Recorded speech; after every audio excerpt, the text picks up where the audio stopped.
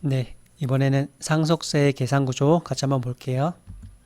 상속세는 증여세보다는 계산 구조가 복잡하지만 큰 틀에서 보면 비슷해요.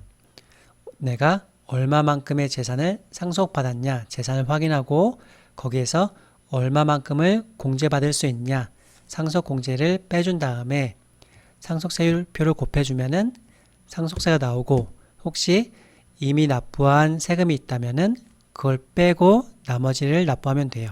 이게 큰 틀이고요. 하나씩 볼게요. 상속세 계산을 위해서는 제일 먼저 상속재산을 파악해야 된다. 상속재산에는 크게 세 가지가 있어요. 본래의 상속재산, 간주, 추정 상속재산. 돌아가실 당시에 상속 개시 당시에 있던 재산들, 부동산, 예금, 주식 같은 재산을 본래의 상속재산이라고 하면은 그게 아닌 피상속인의 사망으로 받을 보험금, 피상속인에게 지급될 퇴직금 또는 신탁한 재산이 있으면은 이거는 상속재산으로 간주하겠다.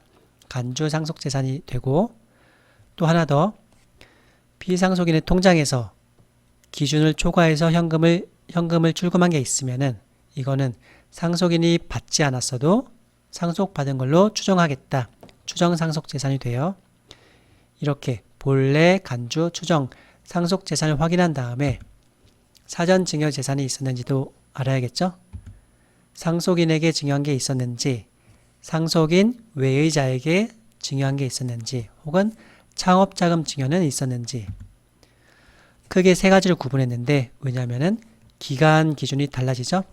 상속인에게 사전 증여했다. 그러면은 10년 기준으로 상속재산에 포함할지 여부가 달라지죠? 상속인이 아닌 상속인 외의자에게 사전 증여했으면은 5년 기준이고 하나 더 창업자금으로 증여받아서 증여세 과세 특례를 받았으면은 즉 증여세를 안 냈거나 조금만 냈으면은 이런 경우에 창업자금은 10년이 넘어도 상속재산이 가산이 된다. 이렇게 돼요. 자, 이제 상속재산과 사전증여재산을 확인했으면은 내가 얼마만큼의 상속공제를 적용받을 수 있는지 알아야겠죠? 크게 4개만 볼게요. 상속공제는 많긴 한데 일괄공제, 배우자공제는 사람을 기준으로 공제해준다. 그래서 인적공제라고 보고 금융재산공제, 동거주택공제는 사람이 아닌 물건을 대상으로 공제해준다. 그래서 물적공제라고 해요. 자녀가 있으면은 보통 일괄공제 5억 원을 해준다는 거고 배우자공제는 최소한 피상속인에게 배우자가 있으면은 최소한 5억 원은 빼준다. 최대치는 30억이죠. 금융재산공제는 2억 원을 한도로 금융재산의 20% 정도를 빼줄 수 있다는 거고 동거주택공제는 피상속인을 10년간 봉양했으면은 한 주택에서 동거봉양했으면은 최대 6억 원을 빼줄 수도 있다. 그런 내용이에요. 이런 공제들이 여러 가지가 있는데 전부 다 100% 인정을 해줄 수도 있지만 공제 금액이 너무 크면은 일정 한도에 걸려서 공제 금액이 깎일 수가 있긴 해요. 자, 이제 그 다음에는 상속 재산이 얼마인지 그래서 거기에서 빼줄 공제액이 얼마인지 확인했으면은 상속세를 계산할 수 있겠죠? 재산에서 공제액을 뺀 과세 표준에다가 세율표를 곱하는 거예요. 상속세율표는 증여세율과 동일하죠? 1억 원 이하, 과세 표준이 1억 원 이하이면은 10% 세율, 과세 표준이 30억 초과되면은 50%의 세율이 적용돼요. 하나 더, 할증과세 있죠? 증여세처럼 상속세도 세대를 건너뛰어서 상속해주면은 할증과세 하겠다는 내용이 있어요.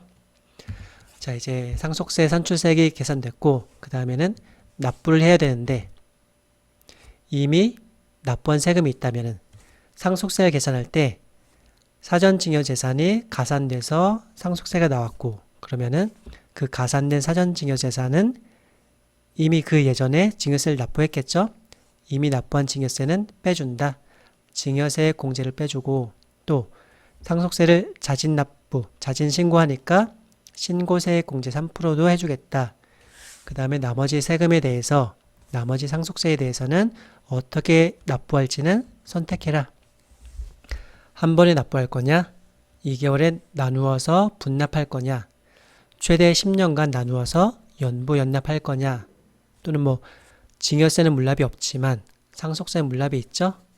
하나 더, 상속세는 자녀가 아니라 어머님이 대신 납부할 수도 있어요.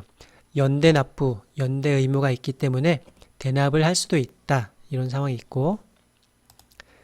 자, 오늘은 상속세 계산 구조 간단하게 한번 봤고요. 참고하세요. 이상입니다.